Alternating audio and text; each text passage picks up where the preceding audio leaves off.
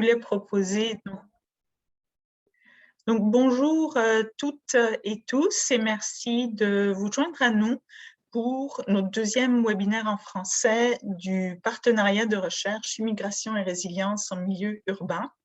Aujourd'hui, nous avons 3 présentations de projets qui ont été menés dans le cadre du partenariat et qui portent plus spécifiquement sur la réinstallation des réfugiés et des demandeurs d'asile, ainsi que leur accès et leur satisfaction avec les services de soutien et la résilience du secteur. Nous allons commencer les présentations avec notre collègue Mireille Paquet, qui est professeure à l'Université de Concordia et qui va nous parler, je pense, des villes sanctuaires. Nous allons donc procéder de la manière suivante. Nous allons avoir les 3 présentations. On vous prie de garder vos questions pour la fin ou vous pouvez les mettre dans le chat. Et à la fin des 3 présentations, nous prendrons les questions et on espère avoir un temps d'échange et de conversation. Donc, Mireille, c'est à toi. Merci beaucoup, Louisa, et merci à tout le monde qui s'est connecté aujourd'hui pour nous entendre. Donc, je vais commencer ma présentation. Juste m'assurer que le partage d'écran fonctionne bien. C'est bon, on voit bien? D'accord. Et est-ce que, juste me confirmer, est-ce qu'on voit aussi les photos et les visages des gens ou on voit que mes diapos? Non, on voit moi, c'est sur le côté, je vois quelques personnes, oui. OK. Bon, ben, si jamais il y a un problème et on voit mal les diapos, juste me faire signe. Donc, aujourd'hui, je vais faire une présentation au nom de moi-même et de mes collègues. Leurs noms sont sous le mien sur la diapo. Donc, c'est un travail qui a été mené avec John Shield, Megan Joy, Idi Lattaque et Graham Hudson à l'Université Concordia, l'Université Ryerson et aussi pour ceux qui souhaitent à X Université. Et c'est un projet qui a été financé par le partenariat Immigration et résilience en milieu urbain.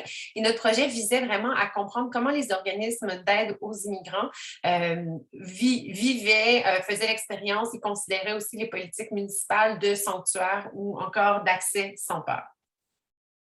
Donc, de quoi on parle quand on parle de politique municipale, sanctuaire ou d'accès sans peur? Bien sûr, il y a toute une littérature sur cette question-là, mais il y a eu peu de travaux au Canada parce qu'il y a des limites institutionnelles considérables à la mise en place de telles politiques dans le contexte canadien. On peut penser, entre autres, au manque de juridiction des villes dans le domaine de l'immigration, mais aussi pour ce qui est du contrôle de la police et du droit criminel. Donc, premièrement, au Canada, ce sont quand même des politiques, il faut le nommer, qui ciblent les immigrants sans statut ou vivant avec un statut précaire, mais qui aussi peuvent avoir des effets sur l'ensemble des immigrants. Au Canada, à l'heure actuelle, il y a 7 municipalités qui ont mis en place des politiques formelles sur ce thème-là. Toronto, Vancouver, Montréal, Hamilton, Edmonton, London et Ajax. Il y a aussi d'autres villes où ça a été chaudement discuté, ça continue de l'être, dont Ottawa. Mais notre analyse porte tout en particulier là, dans ce projet-là sur, en fait, elle porte sur tout le Canada, mais c'est beaucoup attardé à l'expérience des gens et des organismes dans ces villes-là. Et quand on regarde un peu en pratique, qu'est-ce que c'est des politiques sanctuaires canadiennes et donc pas des politiques municipales sanctuaires at large, mais vraiment la façon dont c'est mis en place au Canada. Ce qu'on voit, c'est qu'on peut peut-être mieux les traduire comme étant des politiques d'accès local ou des politiques d'information. Donc, il y a vraiment 3 caractéristiques de ces politiques-là et ma collègue Megan et moi allons bientôt faire paraître un article sur ce thème-là. Donc, ce sont des politiques qui visent l'information sur l'accès aux services sociaux et la révision des exigences en matière d'identification. Donc, pour tout ce qui est les services municipaux, les services offerts par la ville, les villes qui ont mis en place au Canada ces politiques-là ont vraiment visé à réviser les façons dont ils demandaient aux gens de s'identifier pour pouvoir avoir accès aux services, que ce soit des cartes de bibliothèque, l'accès au transport en commun et l'ensemble de tout ça. On parle de, justement, modification aux procédures d'accès, mais aussi de formation aux employés quant aux façons alternatives potentiellement de pouvoir s'identifier et aux besoins, dans le fond, ou à l'absence de besoin de demander de l'information sur le statut d'immigration. Et on voit aussi dans ces politiques-là beaucoup d'efforts qui visent à changer les pratiques, mais juste des invitations, dans le fond, qui visent à changer les pratiques de sociétés, de conseils municipaux et de services de police, parce que bien que les municipalités n'aient pas le contrôle sur ces entités-là, ben, elles essaient quand même d'avoir un effet. Donc, on est loin vraiment d'une politique qui viserait, par exemple, à la régularisation des personnes vivant sans statut ou avec un statut précaire, ou encore à l'absence complète de collaboration sur le terrain de la ville, sur le territoire de la ville avec les services de contrôle frontalier, par exemple, dans le cas de déportation ou de détention. Notre projet à nous, c'était de partir avec cette reconnaissance-là de ce qui étaient ces politiques-là au Canada. Et comme on ne pouvait pas nécessairement, d'un point de vue éthique, aller parler aux personnes sans statut pour savoir si ces politiques-là avaient eu un effet sur leur expérience, on s'est intéressé aux expériences des organismes au service de ces immigrants-là. Donc, en anglais, on les appelle souvent les Service Providing Organizations. Au Québec, on les appelle les organismes communautaires. Là, puis, c'est très large, on pourra en parler dans la période de questions. Donc, on s'intéressait à eux parce que c'est souvent eux qui ont le contact le plus direct avec ces populations-là. Mais on s'intéresse aussi à eux en tant qu'agents de mise en œuvre. Donc, en anglais, on dirait street level bureaucrats. Alors, des acteurs qui ont quand même une grosse capacité en matière de discrétion dans la prestation des services, une capacité d'adapter les services aux besoins sur le terrain. Donc, pour nous, c'était vraiment important d'aller comprendre est-ce qu'ils connaissent ces politiques-là, qu'est-ce qu'ils en pensent et tout ça, comme la meilleure et la façon peut-être la plus éthique de pouvoir un peu comprendre ce qui se passait sur le terrain. Donc, dans notre projet, au complet, on a posé 3 questions de recherche qu'on visait à explorer. Donc, on voulait savoir c'est quoi les expériences des organismes d'aide aux immigrants avec les immigrants qui vivent sans statut ou vivant avec un statut précaire. Cette question-là est très importante parce qu'on n'a toujours pas de données on a des données, mais on n'a toujours pas d'estimation officielle du nombre de personnes qui vivent sans statut dans les villes canadiennes. Et nos politiques sont très structurantes aussi sur la façon dont on donne de l'accès à ces services-là et dont on en parle aussi. Donc, on voulait bien sûr générer des données là-dessus. On voulait savoir dans les villes où il y a des politiques, on voulait savoir comment ces organismes évaluent l'impact des politiques municipales sur les populations visées. Puis on voulait aussi mieux comprendre c'est quoi les préférences de ces organismes-là face à ces politiques municipales, puis face potentiellement à l'extension de politiques de politiques sanctuaires au Canada. Je vais juste m'arrêter ici pour dire que dans quelques minutes, je vais vous montrer des graphiques et que malheureusement, je n'ai pas pu les traduire au complet. Donc, je suis vraiment désolée pour les petits mots en anglais qu'il y aura sur les diapos et je m'assurerai bien de les traduire. Donc, comment est-ce qu'on a... Bon, ça y est, là, je ne peux plus bouger. Ah, OK. Donc, il y a une diapo qui a sauté, le projet, OK. Donc, comment est-ce qu'on a réalisé nos objectifs? Alors, ce qu'on a fait, c'est une enquête nationale auprès des organismes d'aide aux immigrants entre 2018 et 2020 avec le soutien de MRC. On a conduit un sondage, dans le fond, auprès de ce qui nous apparaissait comme étant la population la plus complète d'organismes au service des immigrants qui étaient financés par le gouvernement. Donc, ce qu'on a fait, c'est qu'on a travaillé avec une liste nationale et une liste québécoise des organismes d'aide aux immigrants qui reçoivent du financement gouvernemental. Donc, IRCC nous a fourni une liste qui était extrêmement large et le gouvernement du Québec aussi. Donc, on avait ce qu'on appelle souvent un cadre de référence pour pouvoir évaluer notre échantillon. Et on a distribué un sondage à l'ensemble de ces organismes-là par courriel et en ligne. C'est bien sûr un échantillon non probabiliste, donc qui peut présenter plusieurs limites. On pourra y revenir si vous voulez. Et avec ce sondage-là, on a reçu quand même 300 réponses dans l'ensemble du pays, donc provenant de plusieurs villes au Canada et de toutes les provinces et territoires du pays, avec un taux de réponse quand même de 48,2% des organismes par rapport à notre à notre cadre de référence, ce qui est très haut en fait pour des sondages avec des experts ou avec des organismes. Donc, on est extrêmement satisfait. Toutefois, ce qu'on ne peut pas dire, c'est à quel point c'est représentatif de l'ensemble de la population des organismes de prestation de services. Et on s'attend aussi à ce qu'il y ait bien sûr un biais d'intérêt, un biais de sélection chez les organismes qui ont répondu, qui avaient particulièrement un intérêt pour cet objet-là. Donc, il faut prendre les résultats qu'on va vous présenter avec certaines limites.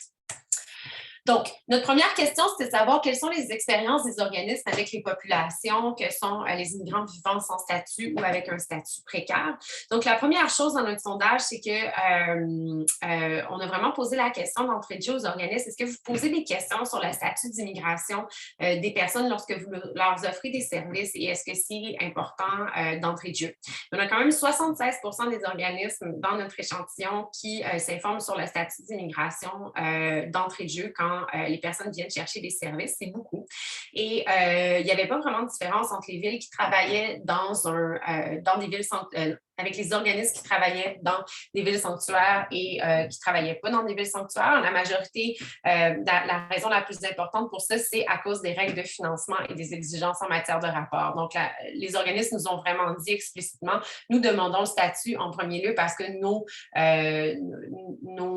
funders, nos organismes subventionnaires nous demandent de le faire et on doit le faire. Et ce sont les règles d'accessibilité au programme que nous livrons qui nous demandent de le faire. Donc, ce n'est pas nécessairement par préférence. Mais il y a quand même plusieurs personnes qui nous ont dit que on demandait aussi le statut d'immigration, non pas pour évaluer l'accès aux services, la possibilité d'accès aux services ou pas, mais bien pour vraiment pouvoir évaluer les besoins en matière d'intervention pour une personne ou une famille, parce que bien sûr, être dans une situation de statut précaire, bien, ça peut avoir des effets sur les services dont les personnes auront besoin. Mais la réalité quand même, c'est qu'en matière d'accès aux services, bien que les organismes sont clairs que ça représente une barrière, ils, dans la pratique, continuent à poser cette question-là. Les organismes qui nous ont répondu reçoivent des demandes d'immigrants pour des services de la part d'immigrants vivant sans statut ou avec un statut précaire.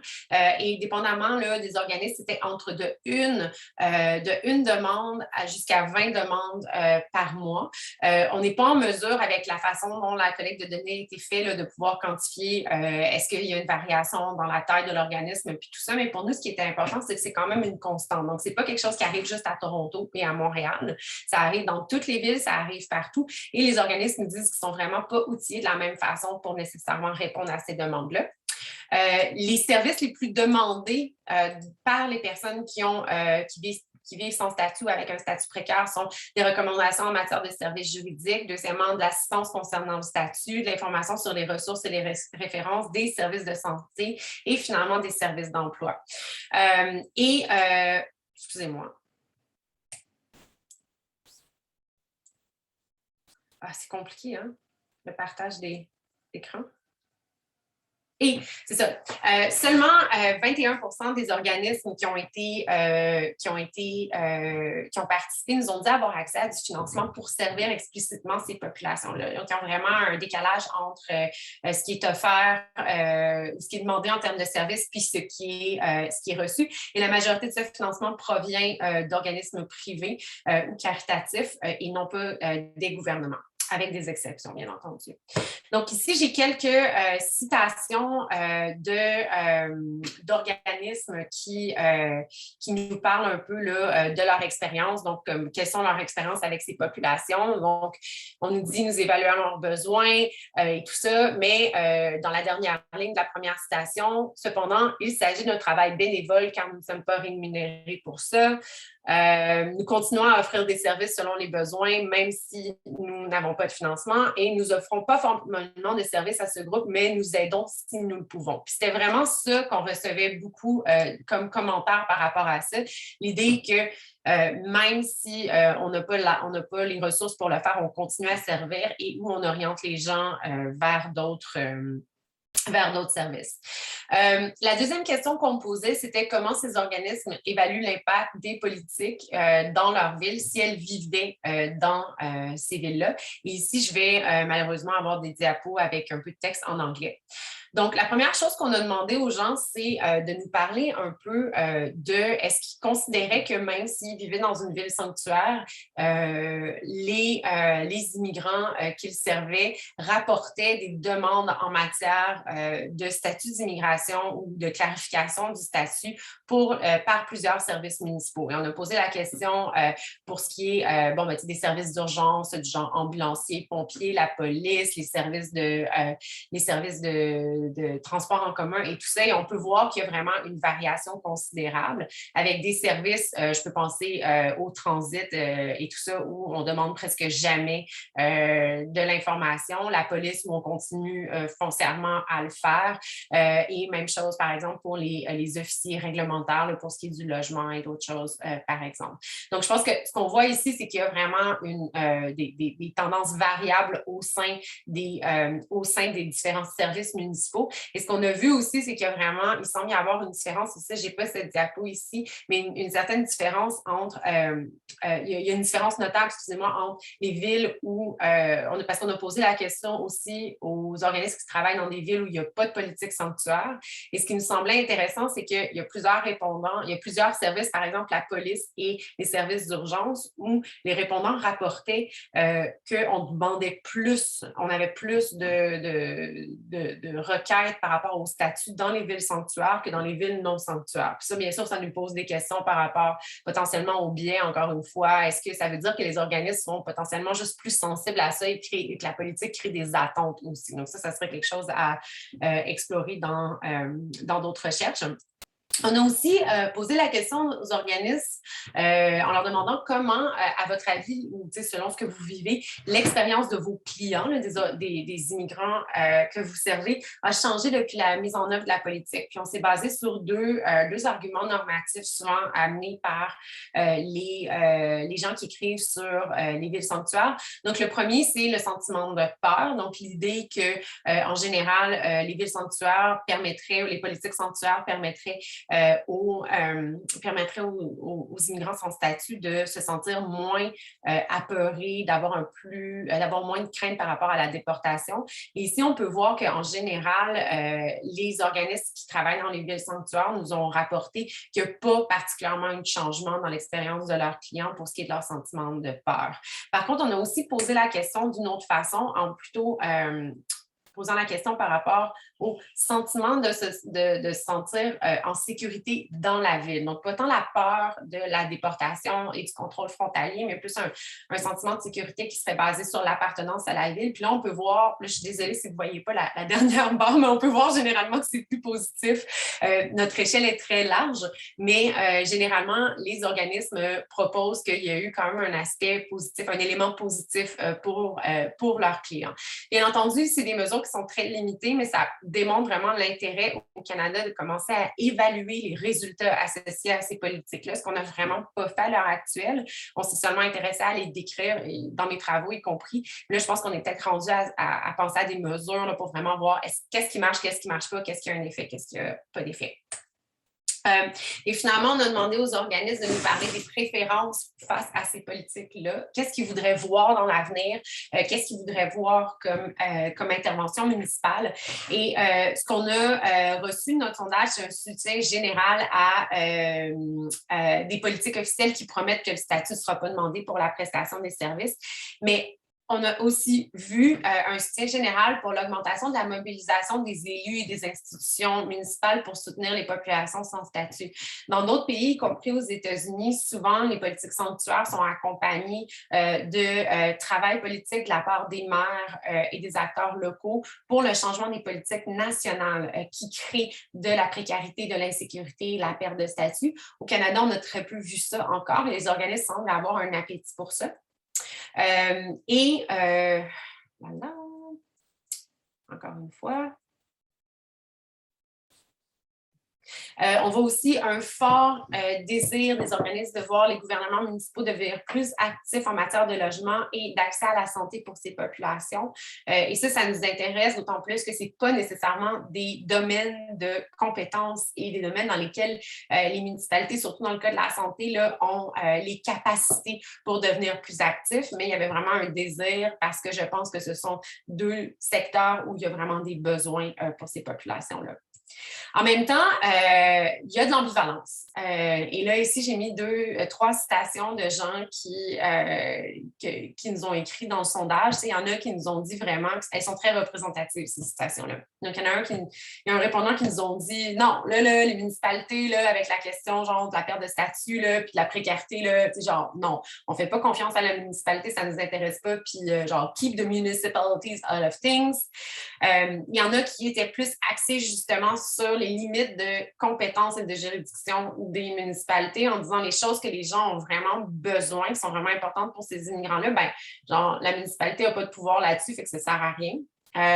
Il y a aussi beaucoup de gens qui nous ont dit que c'est finalement, ils sentaient presque la mobilisation des villes autour de cette question-là, c'était une façon d'aller chercher un peu ce qui était le rôle des organismes ou des agences ici dans cette citation-là, en disant, à notre avis, il y a seulement les organismes qui peuvent vraiment défendre le droit de ces populations-là et c'est les organismes qui devraient le faire. Puis cette citation-là, je l'ai coupée, mais entre autres, c'était vraiment parce que selon ce répondant-là, ben, tu sais, les villes sont intéressées pour ça maintenant, mais c'est un effet de mode, puis on ne peut pas vraiment leur faire confiance pour réellement soutenir ces populations-là.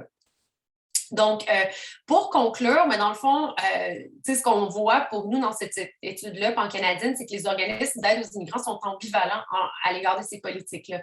D'un côté, ça vient répondre à un trou important au Canada, un besoin important au Canada, mais en même temps, ils sont très réalistes quant à l'impact limité puis aux capacités limitées de ces gouvernements-là de pouvoir faire quelque chose. Je pense que la leçon aussi, c'est vraiment d'être clair, c'est que oui, on a des politiques d'accès local, on a des politiques sanctuaires, mais ça ne règle pas le nœud gordien qui est la question du financement des services pour les personnes sans statut ou pour les personnes qui ne sont pas éligibles. Et c'est peut-être là où les municipalités, même si je sais que les municipalités ont zéro argent, là, mais c'est peut-être là où les municipalités pourraient réellement avoir un effet sur cette précarité-là, c'est en ouvrant la porte à des lignes de financement qui permettraient de toucher à ces populations-là. Et finalement, ben, on se posait la question, quelle sera la capacité de résilience de ces politiques-là en lien avec le partenariat? Parce que pour nous, ces politiques-là ont été mises en place entre 2013 et 2019.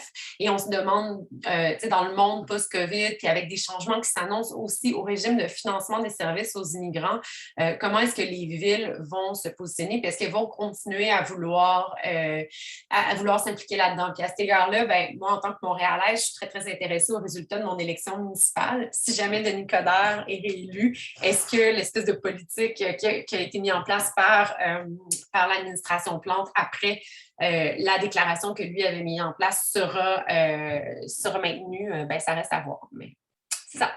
Merci. Merci beaucoup, Mireille, pour cette présentation très stimulante et qui ouvre en fait plein de thématiques et qui nous donne un bon contexte pour rebondir avec les deux prochaines présentations qui vont examiner des cas plus spécifiques.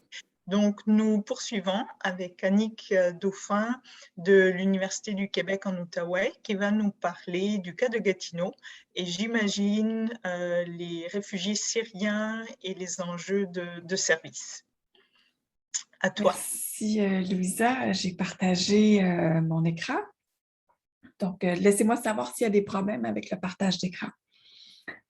Donc, bonjour à toutes et à tous. Je suis très heureuse d'être parmi vous et d'avoir l'occasion de vous faire part de certains des résultats de l'étude collaborative que j'ai menée sur la réinstallation des réfugiés syriens dans la ville de Gatineau. Il s'agit d'une recherche collaborative, donc à laquelle ont collaboré les principaux intervenants qui ont été impliqués dans la réinstallation des réfugiés syriens à Gatineau à travers le comité consultatif de mon projet de recherche. Gatineau, c'est l'une des 14 villes désignées par le gouvernement pour accueillir des réfugiés. Donc, elle a participé à l'opération visant les réfugiés syriens lancée par le gouvernement fédéral en novembre 2015. Et entre 2016 et 2015, elle a accueilli plus de 400 réfugiés syriens, dont les 2/3 environ étaient pris en charge par l'État et l'autre tiers parrainés par la communauté, c'est-à-dire des organismes à but non lucratif et des groupes de 2 à 5 individus.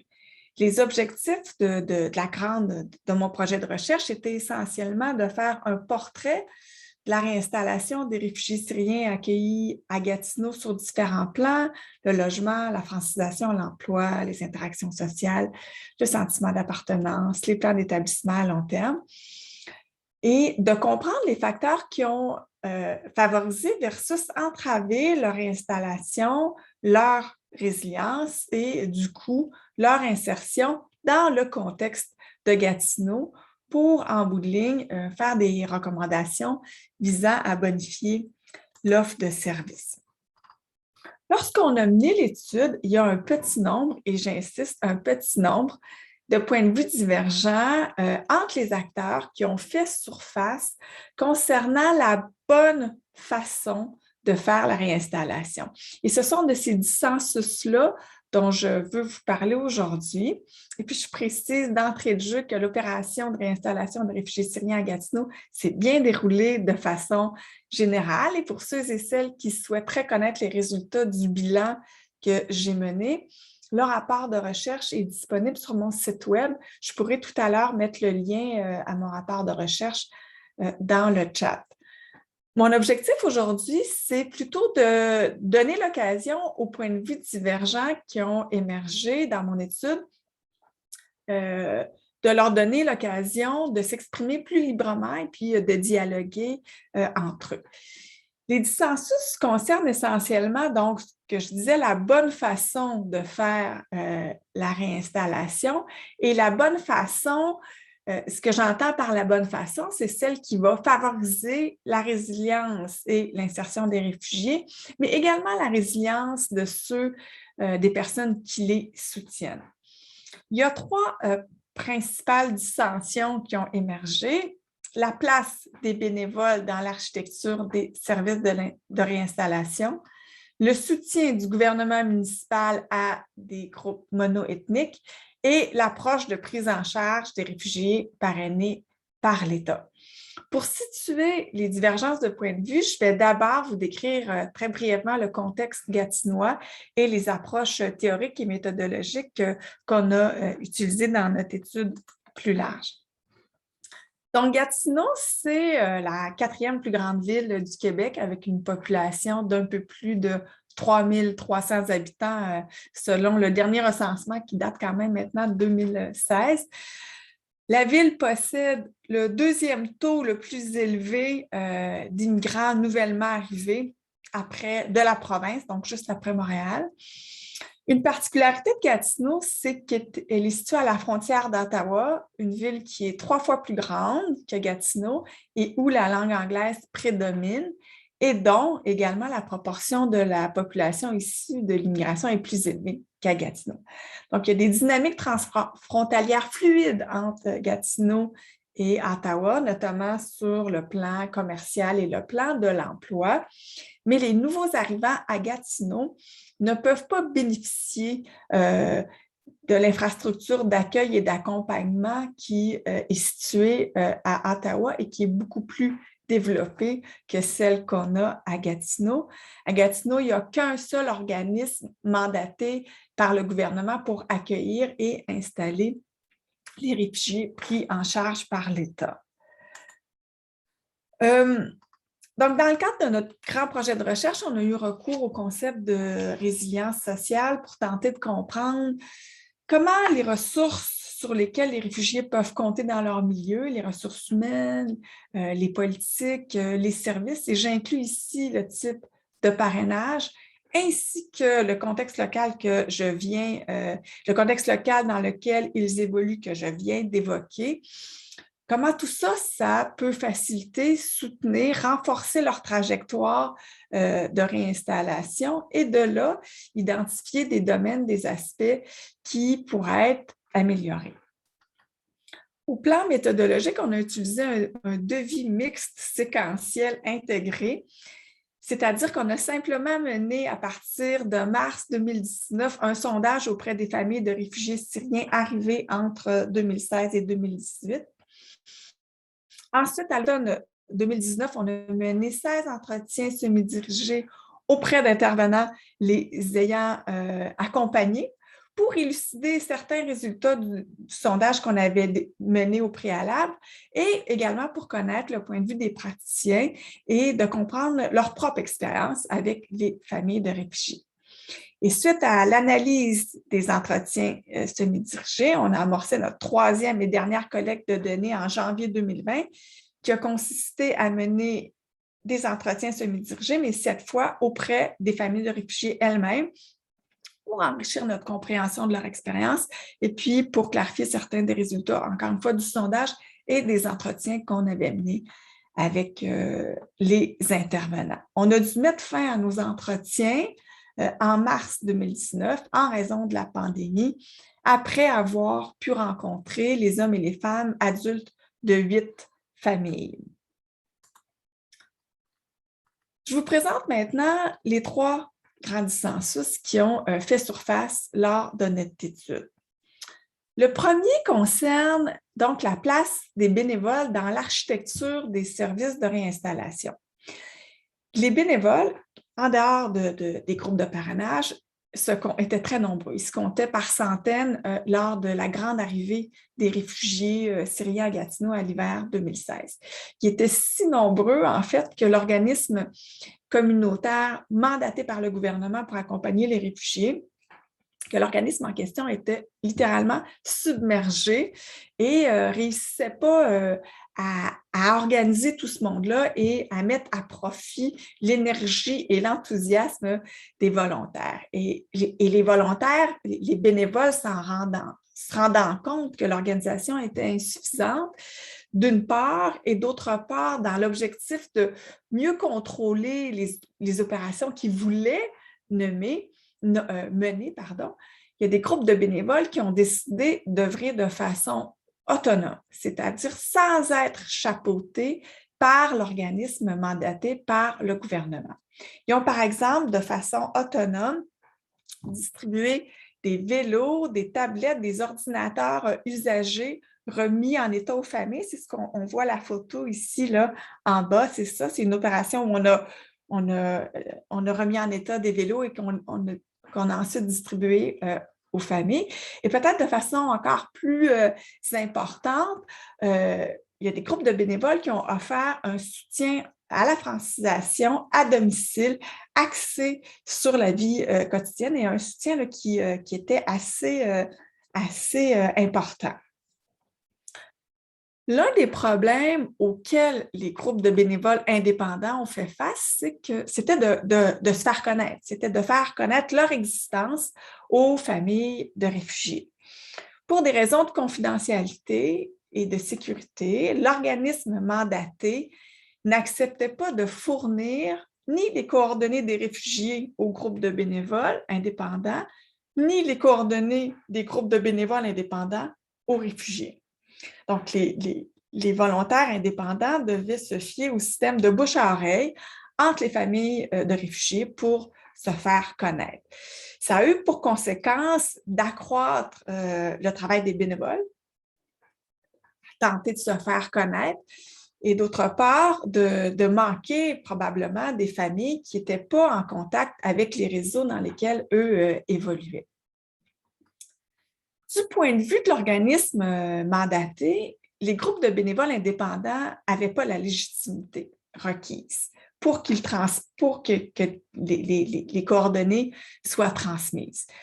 Parce qu'il n'y avait pas de statut officiel, parce que les groupes de bénévoles n'avaient pas de statut officiel, et parce que l'organisme n'avait pas l'assurance que les bénévoles étaient dignes de confiance et qu'ils avaient les compétences humaines requises. Pour ces raisons-là, mais également parce que l'organisme mandaté avait ses propres bénévoles, parce qu'il y a plusieurs bénévoles qui sont quand même restés avec l'organisme, l'organisme, lui, trouvait qu'il n'était pas souhaitable d'informer de façon formelle les familles de réfugiés de l'existence de groupes de bénévoles indépendants. Ces tensions-là posent la question du rôle et de la place des groupes de bénévoles indépendants dans l'architecture des services d'accompagnement particulièrement lorsqu'une arrivée massive de réfugiés suscite une grande mobilisation citoyenne, comme ça a été le cas ici. Comme les groupes de soutien naissent souvent de façon spontanée et qui ont une vie éphémère, le temps de répondre aux besoins criants, il n'est pas réaliste d'exiger d'eux qu'ils se constituent en un organisme sans but lucratif avant de lancer leurs opérations.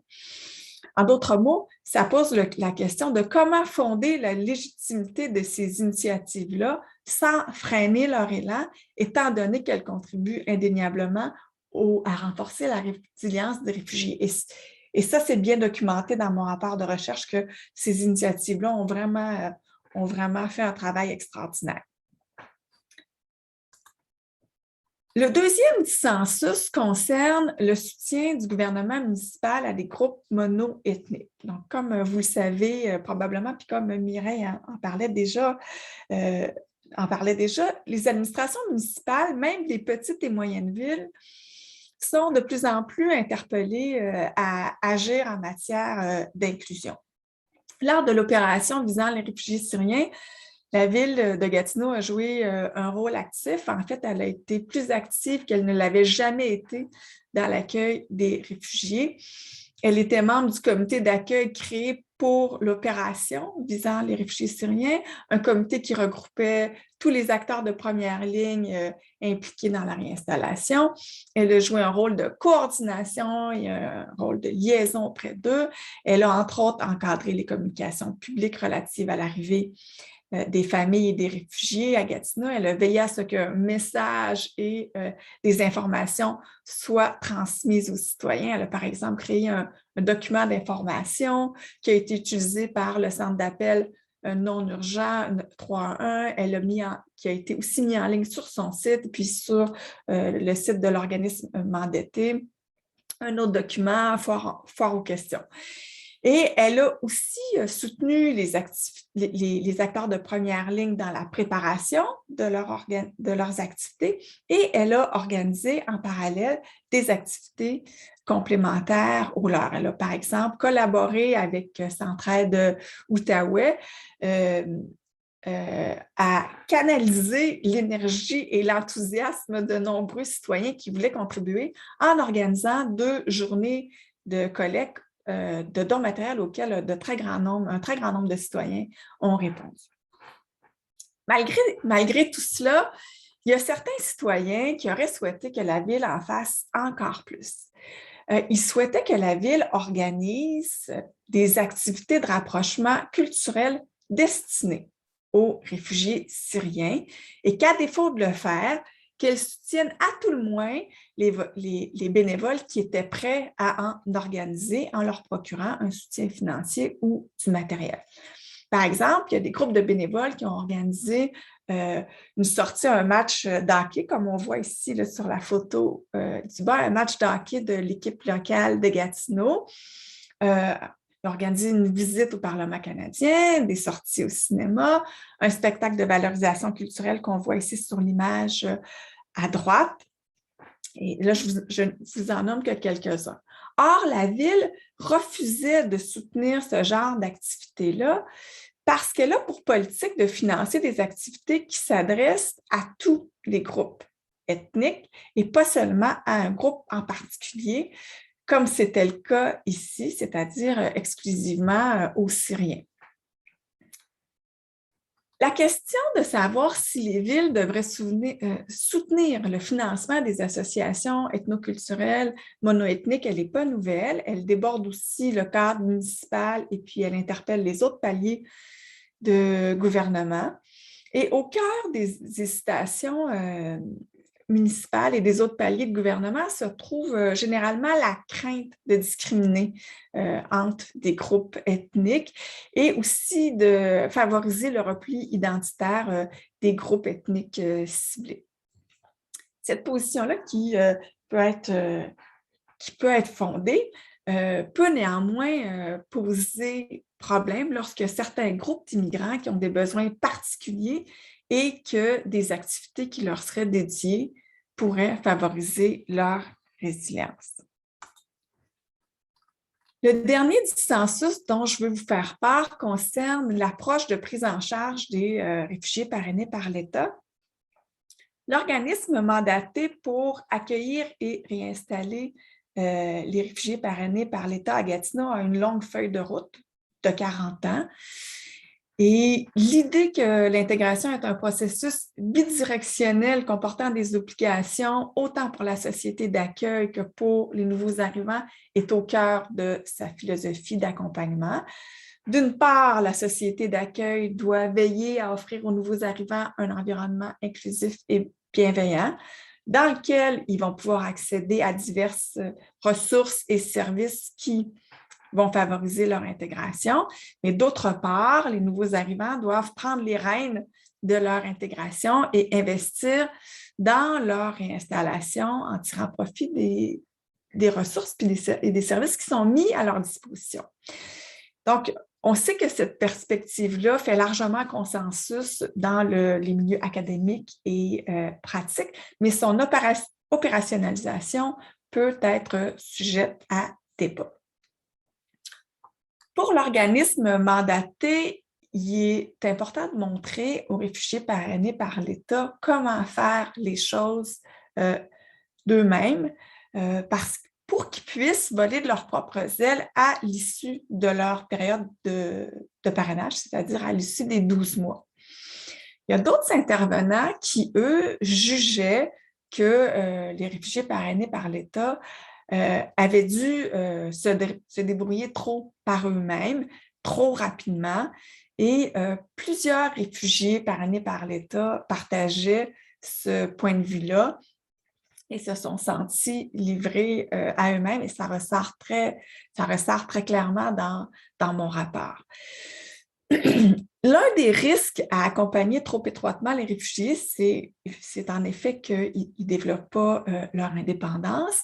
Mais par ailleurs, l'un des risques à viser l'indépendance trop tôt, c'est que les réfugiés peuvent alors se tourner vers d'autres sources, la famille, les amis, la communauté, qui ne seront pas forcément en mesure d'aussi bien les accompagner. Donc, en d'autres mots, le risque, c'est que les réfugiés restent en fait dépendants, mais dépendants d'une personne moins compétente en matière de réinstallation que les agents d'accompagnement de l'organisme. Donc, cette tension-là, elle pose la question du bon équilibre et de la bonne stratégie pour arriver à développer leur autonomie. Donc, je conclurai rapidement. Je n'ai pas de diapo pour ma conclusion parce qu'en fait, elle est vraiment provisoire et préliminaire. Mais je dirais que les 3 dissensus renvoient tous à une situation où il y a des ressources et des ressources et des services qui n'ont pas été offerts à des réfugiés. Dans le premier cas, c'est des biens matériels, c'est des activités sociales, c'est de l'accompagnement de la part de bénévoles dont n'ont pas bénéficié des familles qui n'étaient pas réseautées avec eux. Dans le deuxième cas, c'est des activités de rapprochement interculturel qui n'ont pas eu lieu. Et dans le troisième cas, c'est un accompagnement plus soutenu des réfugiés syriens après leur réinstallation immédiate. Or, on peut penser que ces ressources-là et ces services-là auraient contribué à renforcer la résilience des réfugiés syriens. Par ailleurs, là, comme on l'a vu, c'est l'accès à ces services-là et puis la prestation de ces services-là comporte son lot des fins indésirables. Il peut y avoir des enjeux de sécurité, de compétences, des enjeux de coûts pour l'organisme à gérer tous ces bénévoles-là, des enjeux de discrimination, de dépendance envers les services. Mais je pense qu'il y a lieu de se demander s'il n'y a pas une façon d'articuler, d'organiser les choses pour ne pas priver les réfugiés de ces ressources et de ces services-là dont ils pourraient, je pense, grandement bénéficier, tout en essayant de limiter et puis de réduire les inconvénients. Donc, je m'arrête ici. Merci.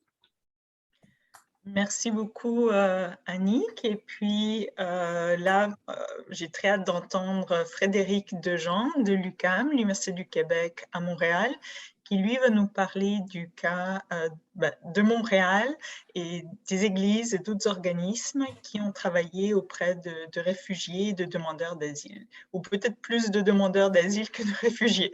Donc, Frédéric, à toi. Donc, d'abord, bonjour à toutes et tous. Merci pour l'invitation. Donc, en effet, je vais vous partager quelques éléments issus d'un projet de recherche qui était financé par le biais du partenariat d'immigration et résilience en milieu urbain.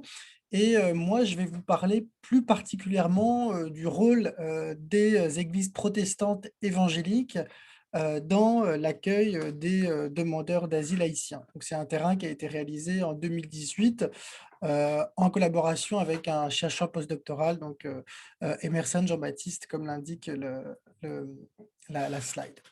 Alors, il se trouve qu'au cours de l'été 2017, l'actualité faisant, on a beaucoup mis l'accent sur l'arrivée de personnes d'origine haïtienne et de leur installation provisoire dans le stade olympique. Donc, il y a eu une espèce ça a été très médiatisé parce que ça a un peu frappé les imaginaires, la présence de ces demandeurs d'asile dans le stade olympique.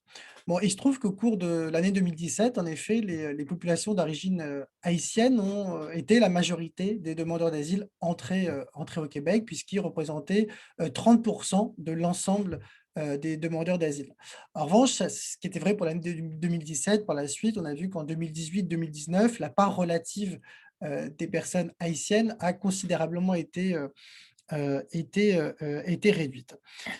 Alors, dans ma présentation et puis dans cette recherche, ce qui nous intéressait, c'était de comprendre quel avait été, d'une part, le rôle des églises protestantes évangéliques auprès de ces deux demandeurs d'asile, et également de voir un peu leurs spécificités. Parce que l'un des éléments qui ressort, c'est que finalement, les services proposés par les églises peuvent parfois paraître redondants avec d'autres types de services qui seraient offerts par des acteurs communautaires, des organismes communautaires ou même des acteurs publics traditionnels. Et ce qu'on voulait voir, c'était est-ce que finalement, les églises sont un peu en concurrence, ou est-ce qu'elles sont des acteurs qui seraient davantage complémentaires. Finalement, ce qui ressortait, c'est qu'il y avait peut-être 3 éléments, puis je les donne tout de suite, comme ça, si à la fin j'ai besoin d'aller plus vite, je l'aurais dit. Le premier élément qui ressortait, c'est que les églises proposent une prise en charge globale de l'individu, contrairement à d'autres organismes ou d'autres services où on va segmenter l'intervention auprès de la personne. Ça, c'est le premier élément. Le deuxième élément, c'est également une capacité de mobilisation des églises. Ça, c'est ressorti des entrevues, c'est-à-dire qu'en quelques jours seulement, les pasteurs nous disaient, notamment au cours de l'été 2017, les pasteurs ont pu mobiliser l'ensemble des membres de leurs églises de façon à collecter des denrées non périssables, des vêtements, des objets par exemple comme des couches, comme des biberons pour des enfants. Le troisième élément qui, à mon avis, est peut-être quelque chose sur lequel j'aimerais retravailler par la suite, c'est plus également le fait que les églises ont pu établir un lien de confiance, et je pense que la question du sentiment de confiance était très important, notamment auprès de ces populations-là. Donc pour étudier ces différents éléments, donc pour la recherche, on a mené une recherche de nature qualitative à partir d'entrevues semi-directives. Une dizaine d'entrevues, en fait 9 entrevues avec des pasteurs d'église haïtienne, et une entrevue avec un prêtre d'une mission catholique haïtienne à Montréal, et également 20 entrevues avec des demandeurs d'asile. Donc, ma présentation aura trois points. Le premier point, plus la question du contexte. Je vais peut-être passer un petit peu plus vite, simplement pour comprendre un petit peu le contexte dans lequel ça a pu se faire cette intervention. Bon, il se trouve que Montréal constitue la troisième diaspora haïtienne la plus importante au monde, après aux États-Unis, les villes de Miami et New York. l'histoire de l'immigration haïtienne à Montréal est ancienne et remonte aux années 60 avec 3 phases principales d'immigration, de sorte qu'en 2011, Statistique Canada proposait le chiffre de 120 000 personnes d'origine haïtienne au Québec, et parmi ces 120 000 personnes, plus de la moitié étaient nées hors du Canada. Donc, quand on parle de personnes d'origine haïtienne, ça compte également les enfants qui seraient nés de personnes immigrantes. Par ailleurs, l'autre élément qui est important pour la recherche, c'est que la répartition géographique de cette population à l'échelle du Québec est fortement polarisée sur la région métropolitaine de Montréal, puisque 94% de ces personnes vivaient dans la région métropolitaine, notamment sur l'île de Montréal, avec des concentrations plus importantes dans des arrondissements comme Villeray, Saint-Michel-Parc-Extension, Saint-Léonard et l'arrondissement de Montréal-Nord. L'autre également, l'élément qu'il faut mettre en perspective, c'est la présence ancienne d'églises protestantes évangéliques haïtiennes à Montréal. Alors, dans d'autres recherches, je soulignais l'ancienneté de ces églises, puisque dès la fin des années 70, on a vu se créer les premières églises qu'on va qualifier d'haïtiennes. Alors parfois, on parle d'églises d'expression, moi je parle d'églises d'expression haïtienne, pour indiquer que ces églises-là, parfois, historiquement, ont été créées par des Haïtiens, mais avec le temps, on ne retrouve pas forcément uniquement des Haïtiens. Au niveau de Montréal, on estime qu'on a environ 150 églises protestantes évangéliques haïtiennes, avec des concentrations donc, dans les arrondissements que j'ai cités tout à l'heure, notamment un arrondissement qui se détache, qui est celui de Montréal-Nord, puisque à Montréal-Nord, on estime qu'il y a entre 40, alors c'est des estimations, parce que certaines églises étant totalement indépendantes, c'est très difficile de les rejoindre, mais c'est entre 40 et 50 églises protestantes évangéliques haïtiennes pour simplement l'arrondissement de Montréal-Nord. Donc, ça vous donne un petit peu une idée de l'importance de ces communautés religieuses. Deuxième élément, ça concerne davantage les trajectoires des demandeurs d'asile. Je vais aller très rapidement. Donc, dans la recherche, on a fait ressortir 3 types de trajectoires.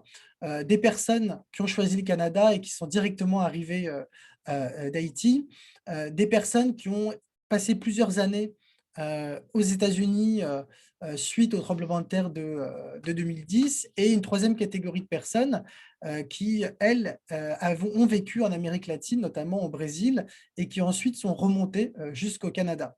Alors, cette troisième catégorie de personnes, on en a rencontré lors de nos entrevues, et c'est des personnes qui ont des profils particulièrement fragiles compte tenu de la difficulté des parcours et des épreuves qu'elles ont eu à traverser. Donc, probablement, vous en avez entendu parler, donc je ne vais pas m'attarder sur ce point.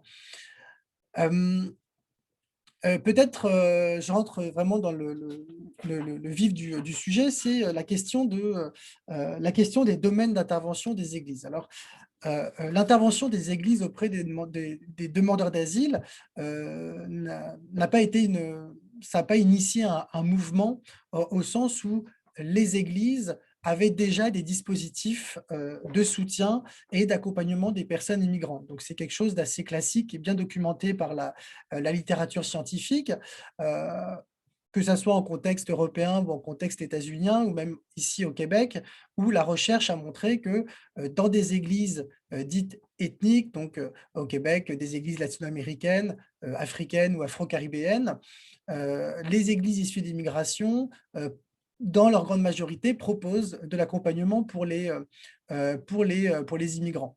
Alors, cet accompagnement, il prend 3 formes. Donc, c'est ce qu'on appelle les 3 R, donc expression qui a été proposée par Hirschman dans un texte de 2004.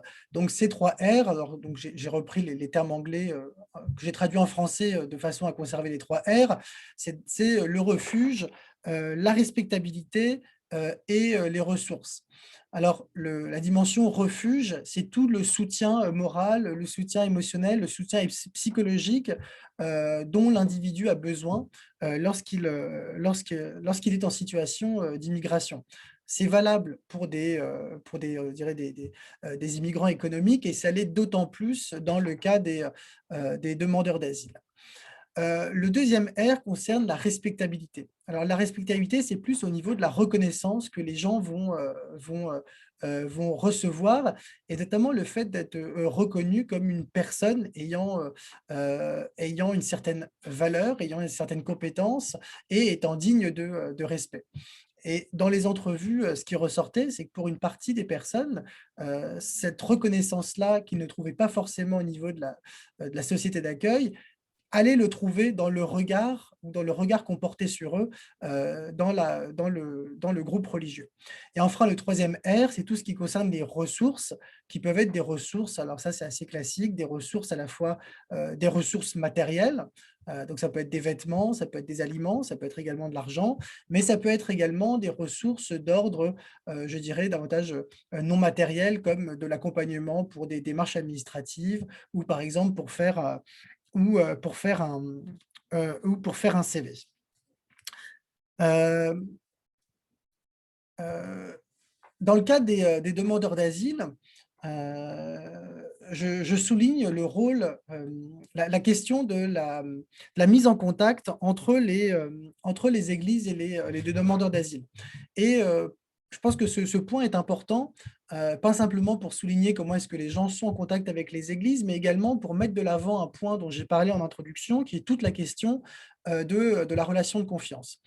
En effet, dans les entrevues qu'on a conduites et dans les discussions avec les pasteurs, il y a 3 modalités par lesquelles les demandeurs d'asile entrent en contact, avec des églises. Alors ça peut être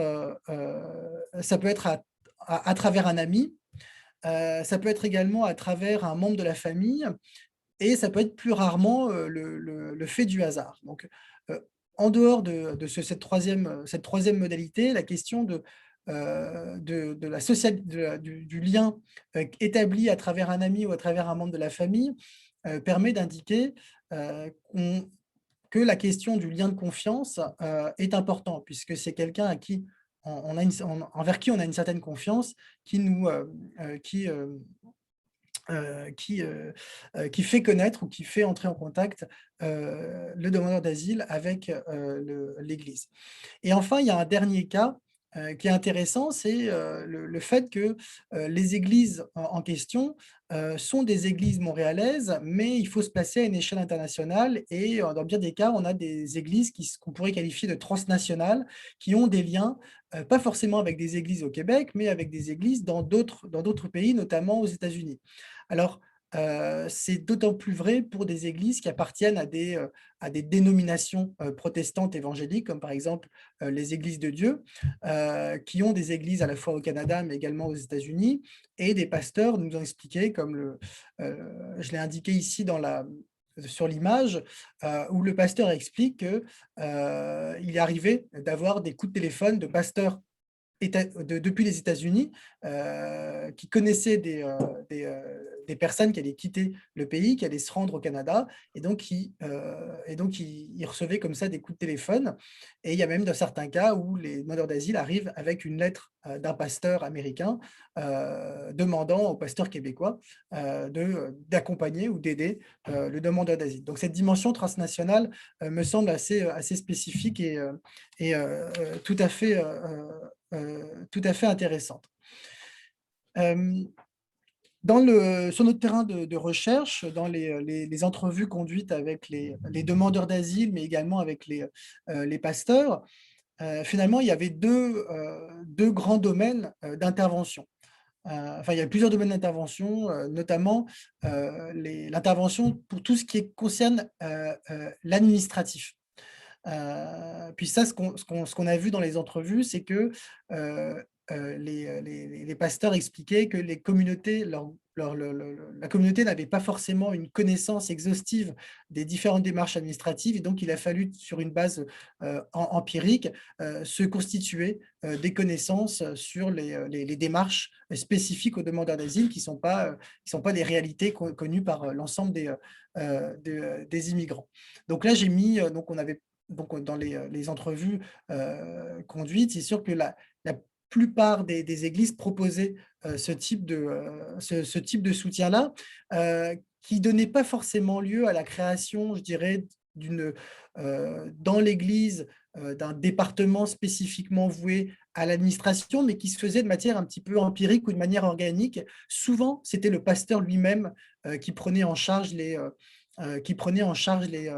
demandeurs d'asile. L'autre domaine d'intervention, puis là, c'est vraiment peut-être le plus facile à mettre en place pour les communautés, c'est tout ce qui concerne l'aide matérielle.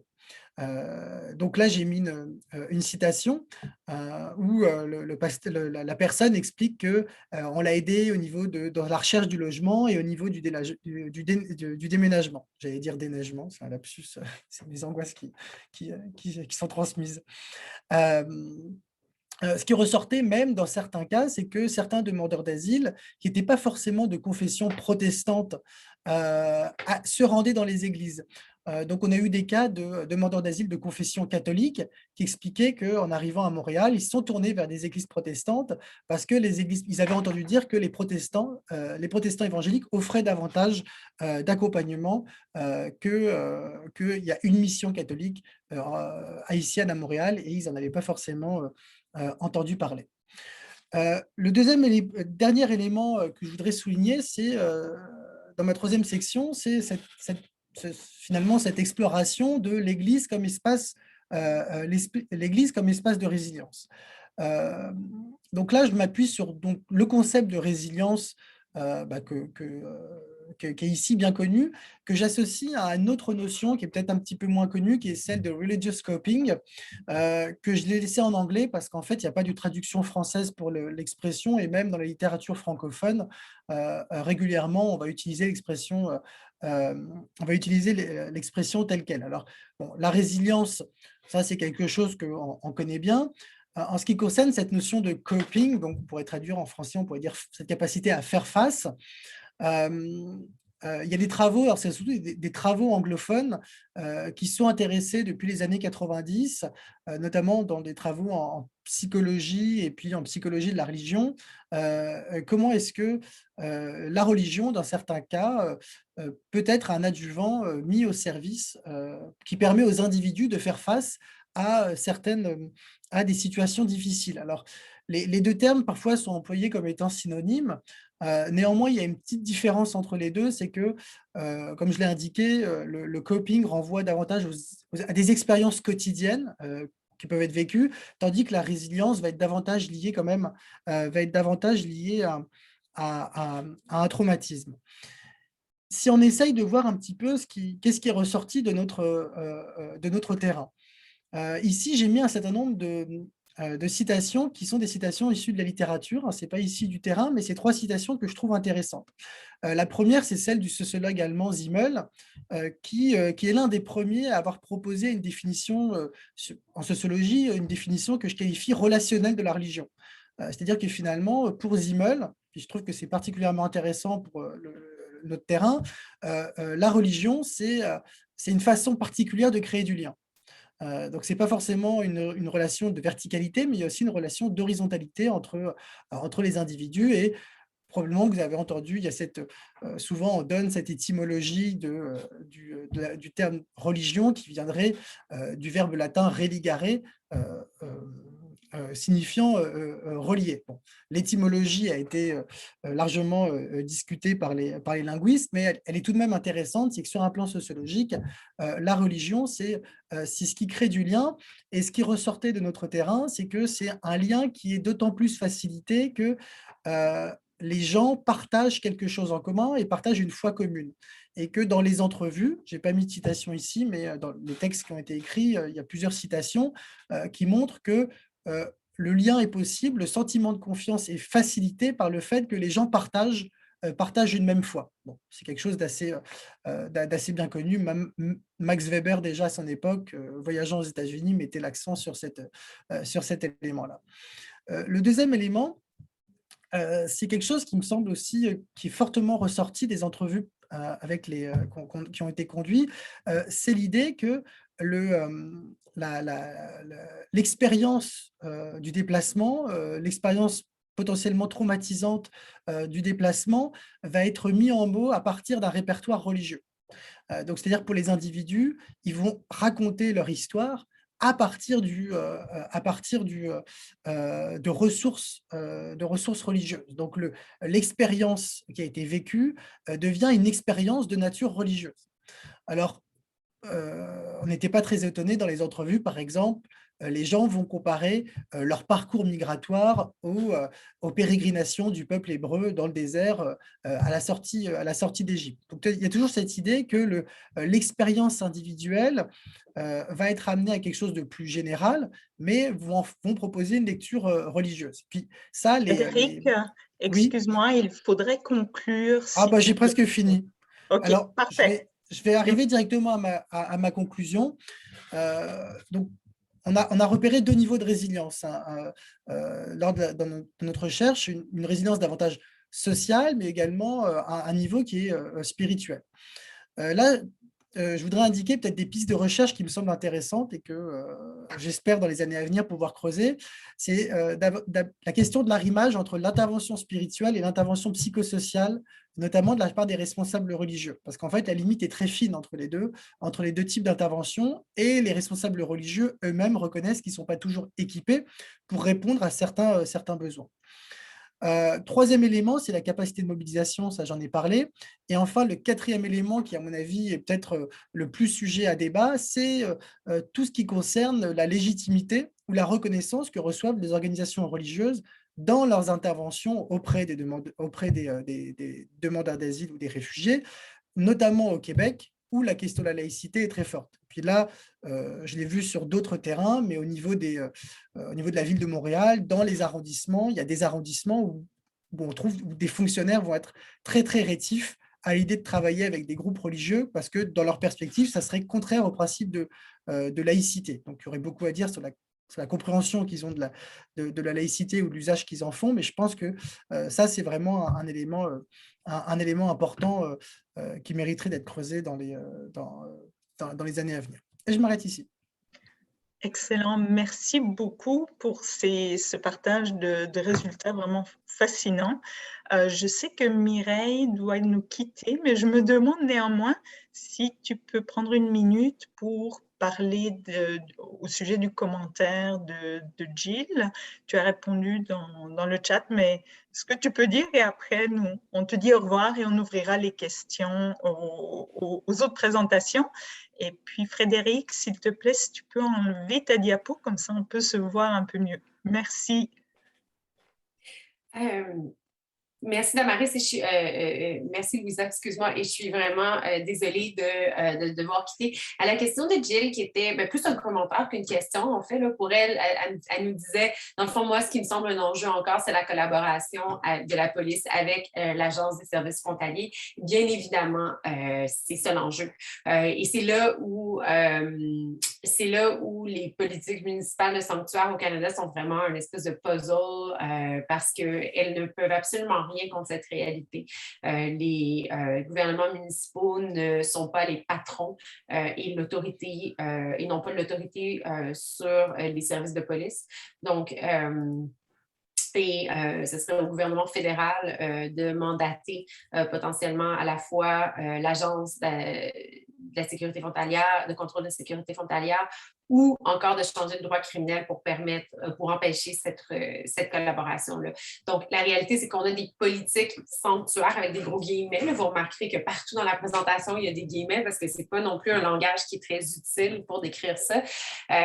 Mais on n'a pas de réelle protection des personnes sans statut pour ce qui est de la déportation et de la détention. J'ajouterais peut-être que certains de mes collègues dans ce projet-là, dont Graham Hudson, travaillent un peu plus sur penser penser à des futurs où on pourrait plutôt essayer de mobiliser les provinces pour ce qui est de politique sanctuaire. Donc là, c'est sûr qu'on a, on a une autorité dans le contexte du fédéralisme canadien qui permettrait probablement beaucoup plus d'influence, mais il ne semble vraiment pas y avoir d'appétit de la part des provinces. Donc, ça sera un prochain projet. Mais merci à tous qui étaient ici. C'était vraiment, vraiment intéressant de pouvoir partager vos présentations.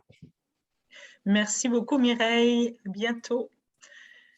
Donc, nous avons une question pour Annick de Frédéric. Alors, est-ce que tu veux t'exprimer, Frédéric, ou Oui, Annick répondre à la question? dans le fond, je voulais savoir un peu si sur le terrain, vous aviez croisé, si les acteurs religieux étaient présents sur le terrain, notamment peut-être dans l'arrimage entre ces bénévoles indépendants et les réfugiés. Oui, les organismes religieux ont joué un rôle important, surtout, je dirais, dans les 12 premiers mois.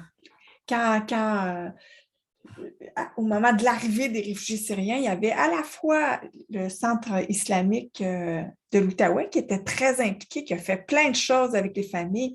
Je pense qu'à tous les vendredis soirs, ils allaient chercher les familles, ils les amenaient à la mosquée, il y avait des repas de préparés, on les présentait, on essayait de déterminer ce qui leur manquait en termes d'articles. Donc, ça, il y a vraiment eu un effort de fait au début. L'été suivant, le Centre islamique de l'Outaouais a mis sur pied un camp d'été en francisation pour les enfants. Et ils ont manqué de place, la demande était trop grande, ils ont manqué de place. Donc, définitivement, eux ont joué un rôle très important, mais il y a aussi des églises chrétiennes qui ont joué un rôle important, peut-être plus ici au niveau du parrainage lui-même. Il y a plusieurs églises qui ont appelé leurs fidèles à se regrouper puis à financer du parrainage. Donc, il y a des groupes de fidèles dans plusieurs églises qui ont parrainé des familles puis qui ont vraiment, ils étaient très, très impliqués. Là, c'était du parrainage qui impliquait un très grand nombre de personnes. Il y avait un comité des études, comité de la francisation, donc très, très vaste. Et qui ont aussi, je pense, en tout cas de plusieurs autres petites façons, cherché à appuyer les autres initiatives de parrainage qui se faisaient à l'extérieur de l'Église. Je ne sais pas si ça répond bien à ta question. Mais peut-être juste une chose que j'en profiterais pour souligner. Quand j'ai rencontré une des personnes du Centre islamique de l'Outaouais, une proposition qu'elle faisait que moi, je trouvais très intéressante, c'était de les utiliser davantage comme un canal de transmission pour transmettre des informations importantes aux réfugiés syriens. Parce que ce qu'elle me disait, c'est qu'elle dit, ils ont notre confiance. On sait comment leur parler avec les bons termes, mais aussi on est capable de leur parler dans leur langue, donc ils nous comprennent. Donc, de passer par nous, parfois, pour transmettre l'information, ça peut être beaucoup plus efficace. Donc, ça, c'est une recommandation que je faisais aussi, que je fais dans mon rapport à ce niveau-là. C'est intéressant ce que tu dis parce que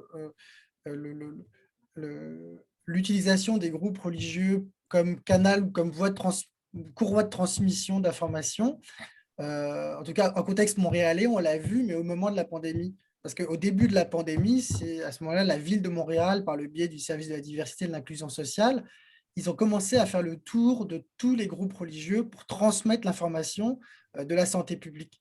Et c'est à ce moment-là qu'ils se sont dit, ça, c'est des acteurs qu'on peut utiliser. Et puis, on l'a vu dans le cas, il y a un cas qui a été pas mal médiatisé, c'est celui des communautés juives ultra-orthodoxes, mais c'est valable pour d'autres communautés où, dans le milieu, je sais que dans Montréal-Nord, dans le milieu protestant évangélique, les pasteurs dans les églises, le message était circulé de cette façon-là. Alors, la question maintenant, c'est de savoir est-ce que ces pratiques-là vont perdurer ou est-ce que c'était juste un one-shot là? Merci. Donc, on est arrivé à l'heure d'échange, mais si ceux qui veulent ou celles qui veulent, si on veut prendre encore 1 ou 2 minutes, si vous avez des questions, ce serait dommage de couper tout de suite. Donc, parmi notre audience, est-ce que quelqu'un voulait commenter, soulever des questions? Personne. J'en aurais une pour Annick. Bon, tout d'abord, je vois beaucoup de liens entre vos deux présentations, Frédéric et Annick, et je crois que vous avez beaucoup à échanger. Annick, c'est ce qui concerne les politiques municipales et le fait que leur service, leur financement va pour des activités qui sont pour plus d'un groupe. Ça me rappelle beaucoup le débat en dehors du Québec, peut-être c'est arrivé aussi au Québec, mais les organismes qui soutenaient les réfugiés syriens recevaient des dons matériels ou en monnaie pour les réfugiés syriens, et eux aussi ont des politiques selon lesquelles ils ne veulent pas discriminer ou traiter différemment un groupe de réfugiés et d'autres. Et donc, ils expliquaient aux donateurs que ça allait vers tous les réfugiés. Et ces politiques, et vraiment le but, c'était de l'interculturalisme. Donc, forcément, il n'y avait pas juste un groupe, c'était en tout cas faciliter le contact des réfugiés syriens avec les Québécois et les Québécoises, la culture.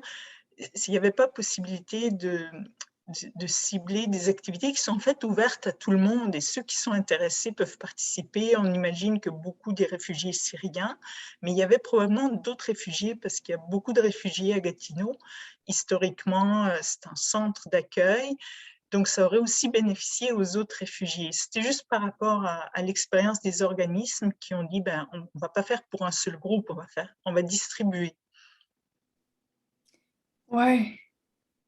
Tu ne me poses pas une question, là. Hein? Tu fais juste partager avec moi. Non, mais est-ce que c'était possible? Est-ce que Gatineau comme ville aurait pu songer? Puis ça peut être aussi ailleurs, si c'était quelque chose, parce qu'il me semble que c'est évident que c'était de l'interculturalisme. Donc, en fait, j'ai dit que les activités proposées étaient exclusives aux réfugiés syriens, mais en fait, non. Il y avait aussi les réfugiés irakiens qui étaient inclus, puis il y avait quelques autres nationalités. Mais je pense, puis là, je ne veux pas parler à la place de la ville de Gatineau, mais moi, ce que j'ai compris, c'est que c'était quand même pas suffisamment large, qu'il fallait que ça soit vraiment beaucoup plus large que quelques nationalités. Mais c'était à la fois, tu as raison, c'était du rapprochement interculturel. Il y aurait eu des réfugiés irakiens, syriens, il y aurait eu des Québécois de plusieurs générations, mais ça ne semblait pas inclure suffisamment de gens pour la ville de Gatineau. Donc les activités qu'ils ont menées, ils ont obtenu du financement, mais de d'autres sources que la ville de Gatineau. OK, merci beaucoup. Donc, il y a encore quelques questions. Le moyen de présenter ces projets. Donc, je m'excuse, je compose les questions et d'avoir accès aux présentations en projet en tant que tel, mais sur le site web du partenariat, vous pouvez avoir accès aux présentations. Il y aura les vidéos et les diapos. Il y a aussi également des rapports et des, comment est-ce qu'on appelle en français, là, les digérés, les résumés de recherche. Les résumés de recherche. Oui, les résumés de recherche. Donc, sur notre site web, et peut-être, Shena, si vous voulez bien le mettre dans le chat, vous pouvez accéder en fait à la description des projets et vous pouvez contacter nos chercheurs si vous voulez des présentations dans vos organismes.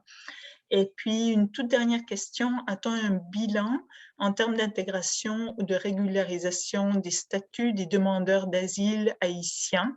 Donc, Frédéric, de manière succincte. Dans le fond, pour les Haïtiens en général, oui, on le sait, les taux, il y a un rapport qui est sorti il y a quelques mois de la ville de Montréal sur les parcours des réfugiés et des demandeurs d'asile, et ils font des comptes par nationalité. Donc ça, on sait notamment le taux d'acceptation des dossiers. Mais précisément pour la question, pour ceux qui sont passés par les églises, ça, on ne le sait pas parce qu'on c'est pas c'est pas une information dont on dispose, où il faudrait aller maintenant retourner dans les églises et demander aux pasteurs parmi ceux qu'ils ont accueillis, est-ce qu'ils ont une idée du pourcentage de dossiers qui ont été acceptés ou non. Parfait, merci beaucoup. Donc, on va clore. On a toujours besoin de plus de temps pour les questions, mais merci beaucoup. Ces 3 présentations, clairement, avaient des synergies très, très fortes et ouvrent le terrain pour d'autres recherches et d'autres questionnements. Donc, j'ai hâte de voir comment vos projets vont évoluer. Merci beaucoup au partenariat, à Shenaz, et je pense que Valérie, notre grande directrice du projet, a quitté. Merci à vous aussi d'avoir participé et nous espérons que les présentations vous ont apporté des réflexions et n'hésitez pas à prendre contact avec nous si vous avez d'autres questionnements. Merci encore et au plaisir de vous revoir. J'ai d'ailleurs oublié de vous signaler que nous avons encore un dernier webinaire cet automne qui se donnera le 10 novembre et c'est un webinaire en anglais où nous allons examiner les chercheurs du partenariat vont nous parler des enjeux autour de l'emploi, notamment la discrimination et la résilience des nouveaux arrivants sur le marché de l'emploi. Merci beaucoup et à la prochaine. Merci, Louisa. Au revoir tout le monde. Merci. Bye. Bien, Louisa, à bientôt.